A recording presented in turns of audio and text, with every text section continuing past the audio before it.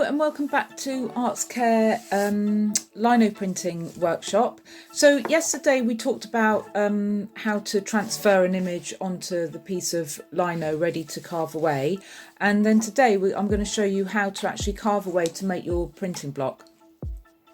So to begin with, the Hessian backing can be quite slippy, especially if you've got like a polished table surface. So I usually use a piece of this kind of matting to hold it steady, because you're going to be pushing down on it and it might scoot off.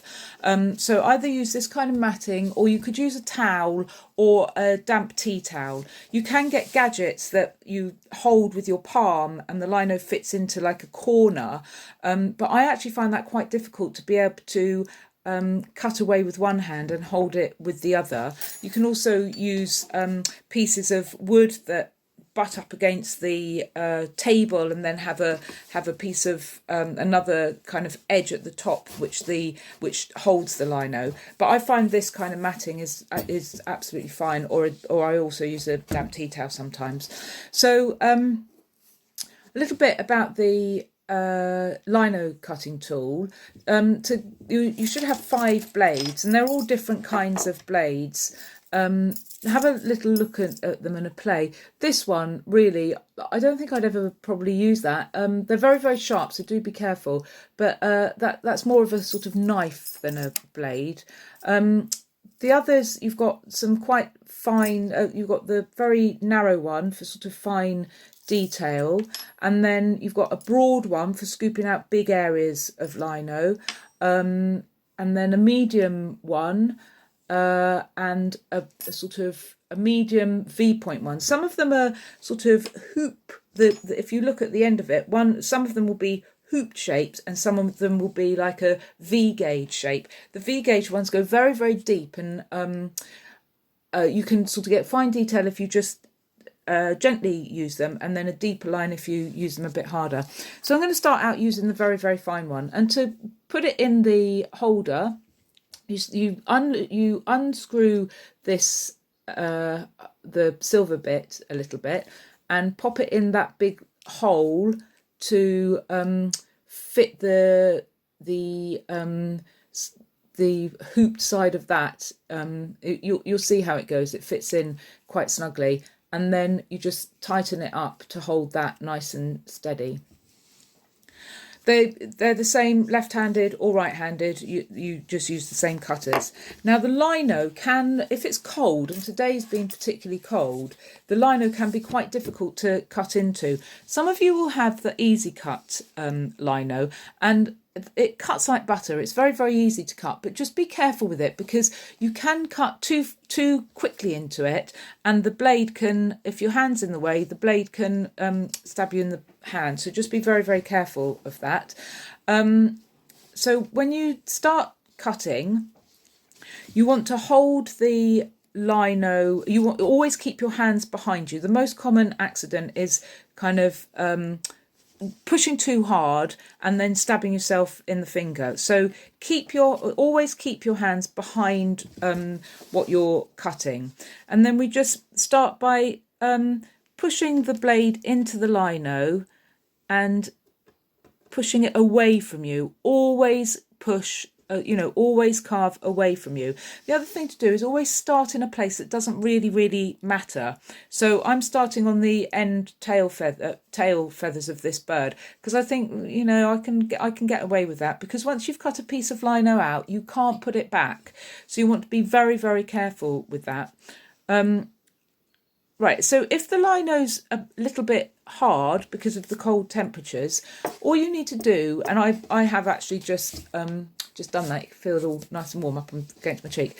So if it is too hard, all you need to do is heat it up with either a hairdryer. Just don't have the hairdryer too close to it, because it will actually burn the lino, and it will but more than that, it will fuse your hairdryer if it's too close.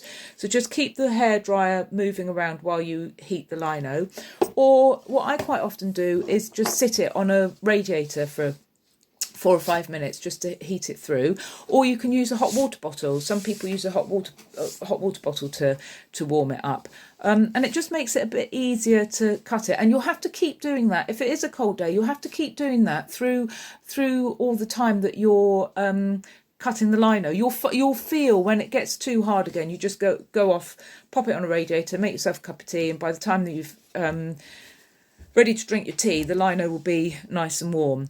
So I'm hoping that you can see how I'm cutting this. So hands behind you, and I want to keep these black lines, so I'm just using this fine blade to go up against the lines. And with these blades, you don't want them at that angle. It's more, you'll find the angle, it's more of a kind of almost flat to the lino. Now it is quite difficult when you're working so close to the edge as I am here, of where you can actually put your hand. So I'm just scooping away here, and it might actually be quite nice to put a few details in, like the marks of a feather. So I'm just going to do some little lines at the moment, so that you can see this. I'm actually cutting on a piece of wood which is lifted up at an angle, so it's actually quite a little bit harder than usual. So I'm just making some marks there. Hopefully you can see that on there on the video. So the other thing you can right, so then doing the bigger areas using a larger blade, I'm going to unscrew the blade. Oh, no, not. What I'm going to do is I'm going to do like a pilot line first of all. So yesterday I was talking about what I'm going to keep black and what I'm going to keep white. And I've got my original picture here that I did it from, so I can reference, so I can reference it and see what areas need to be cut away. You might have a black and white sketch that you've already done, which will be really, really good. So I want to cut away all this area, because remember, it's the area that's remaining that's going to be printed, and the area that's taken away that is going to be white. So to start off with, I'm just going to sort of make a pilot line up close against the pencil line that I've got, because if I go straight in with the big cutter, I can't trust that it's not going to, that I'll get the accuracy with it really. So to get the accuracy, I'm just going to scoop around there and then change the blade. So a lot of people, you might want to keep this background black and just have all the detail in white. I think it's called a white line print then.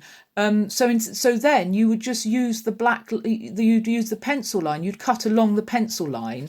And it is really effective. I'll put some example prints in your packs, just so that you can see all the different varieties of printmaking. But I do suggest that you go on either Instagram or Pinterest and just look up, I think I said this yesterday, look up lino printing. You'll see all the different ones that you can get. Right, so I want a wider blade now, and I'm going to use I might try this big bad boy here, and I'm going to try to scoop some of the large area out. Yeah, no, that's quite good actually. I don't usually use these tools, so, and again it is quite difficult using it on this board that I'm using.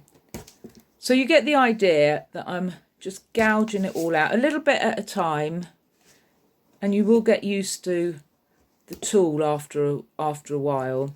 So the other thing that you could do, because I want the whole of this area cut away, I could cut a very deep line around here, and then actually cut with a pair of scissors, cut quite a big chunk off, and I might do that later on. So I'm going to show you an example, otherwise it's going to take me a good few hours to cut this. So rather than running the video all that time, I'll show you an example of something that I made earlier.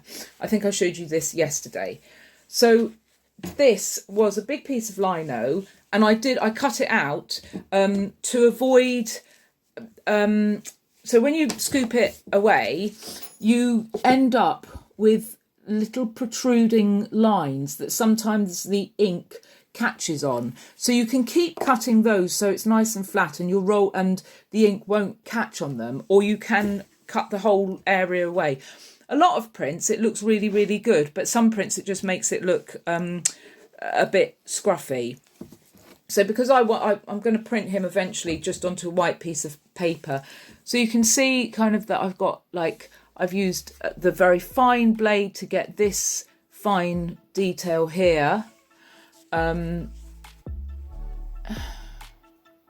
just show you sort of generally what's kind of achievable. And remember, I think I said to you yesterday that anything you print is reversed. On here, you want it in reverse, and then you ink it up, press it on the paper, and when you lift the paper up, it will be back into the correct way. So if you're doing any words or lettering on here, double check that it's back to front. Right, so good luck with that.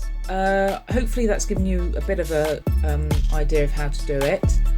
And the next process that we'll be videoing is actually inking it up and printing from it.